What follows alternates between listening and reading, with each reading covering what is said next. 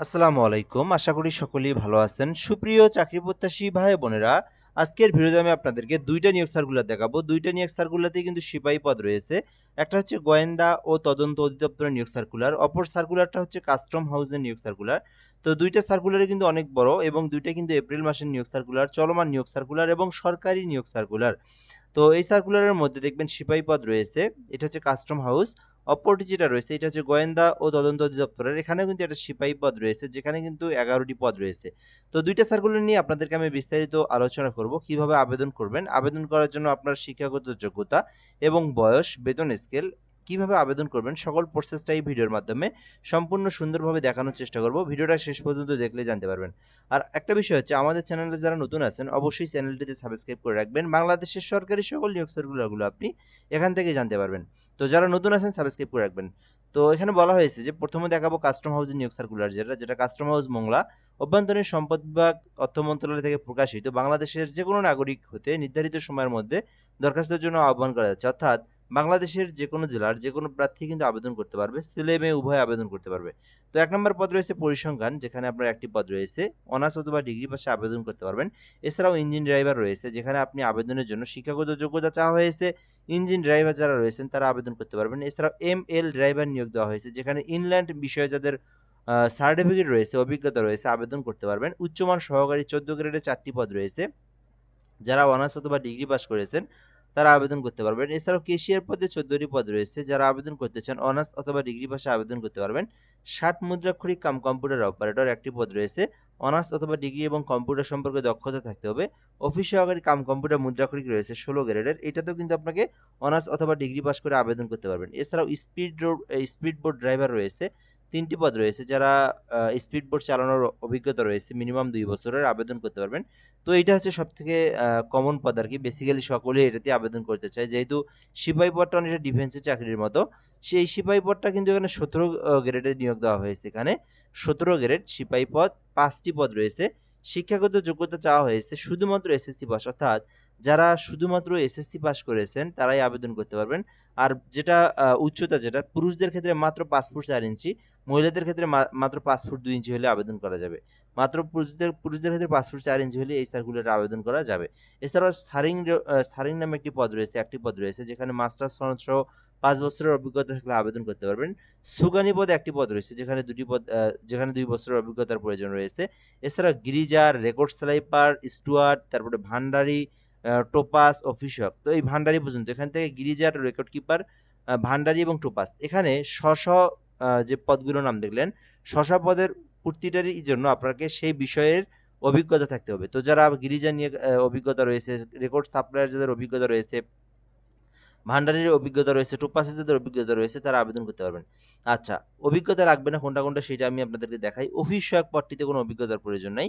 ২০তম গ্রেডের ৩ টি পদ রয়েছে। শুধুমাত্র এসএসসি পাস করলে আবেদন করতে পারবেন। আলাদা কোনো অভিজ্ঞতার প্রয়োজন নেই। এছাড়াও বোটম্যান রয়েছে, ৫ বছরের অভিজ্ঞতা লাগবে, ৩ বছরের অভিজ্ঞতা লাগবে। নিরাপত্তা প্রহরী কোনো অভিজ্ঞতার প্রয়োজন নেই, ৫ টি পদ রয়েছে। লস্কর পদ রয়েছে, ১২ টি পদ রয়েছে। যেখানে আবেদনের জন্য আপনাদেরকে লস্কর হিসেবে ২ বছরের কাজের অভিজ্ঞতা থাকতে হবে। তো এইটা হচ্ছে ১ম সার্কুলার দেখাইলাম।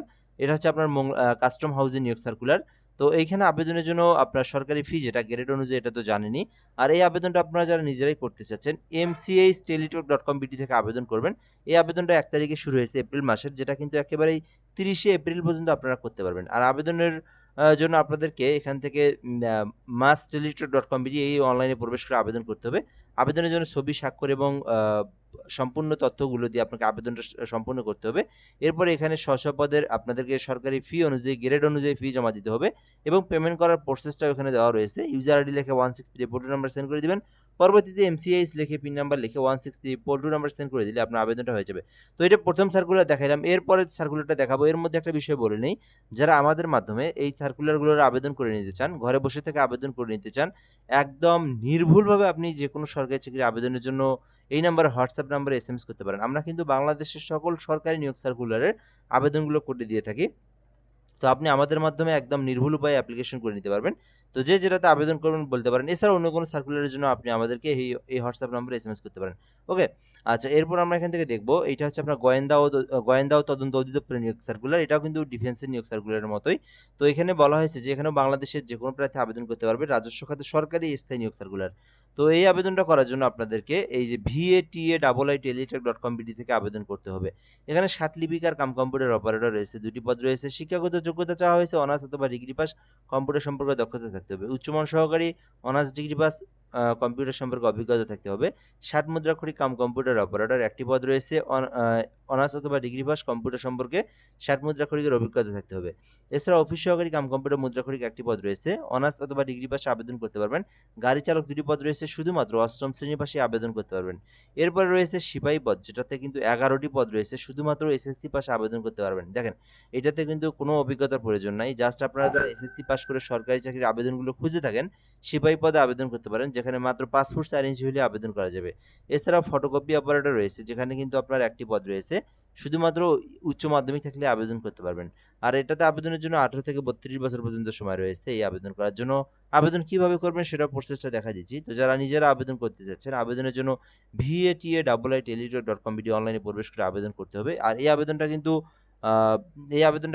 8 এপ্রিল পর্যন্ত করতে পারবেন। এইটা আপনার হচ্ছে সময় রয়েছে একদম 30 এপ্রিল, আর এইটা আপনি 8 এপ্রিল পর্যন্ত করতে পারবেন। আরও কিন্তু বেশ কিছুদিন সময় রয়েছে। তো এটাতে আবেদনের জন্য সকল তথ্য পূরণ করে আবেদন করবেন। আবেদনের পরে আপনাকে ফি জমা দিতে হবে। ফি জমা দেওয়ার প্রসেসটা হচ্ছে, প্রথমত আপনারা যে আ যে আবেদনটা করবেন, ওই আবেদনের যে পদে করবেন সেই অনুযায়ী আপনারা টেলিটক সিমে রিসার্চ করবেন। রিসার্চ করে আপনারা পেমেন্টটা দিবেন। VATAII ইউজার আইডি লিখে 163 ফোল্ডার নাম্বার সেন্ড করে দিবেন। পরবর্তীতে পিন নাম্বার দিয়ে 163 ফোল্ডার নাম্বার সেন্ড করে দিলেই হবে। অর্থাৎ যারা নিজেরা আবেদন করে নিজেরাই পেমেন্ট করবেন, তাদের জন্য এই বিষয়টা। আর যারা দোকান থেকে অথবা আপনি আমাদের মাধ্যমে যেকোনো জায়গা থেকে আবেদন করে নিতে চান, সেক্ষেত্রে সে আপনার আবেদনটা করে তার আপনার পেমেন্টটাও কিন্তু কমপ্লিট করে দিবে। ঠিক আছে? তো চাইলে আপনারা আবেদন করতে পারেন। ২টাই কিন্তু সিপাহী নিয়োগ সার্কুলার। একটা হচ্ছে কাস্টম হাউস, একটা হচ্ছে গোয়েন্দা ও তদন্ত অধিদপ্তরের নিয়োগ সার্কুলার। তো আশা করি বুঝতে পেরেছেন। তো এ পর্যন্ত আজকের ভিডিওটা। ভালো থাকবেন। আসসালামু আলাইকুম।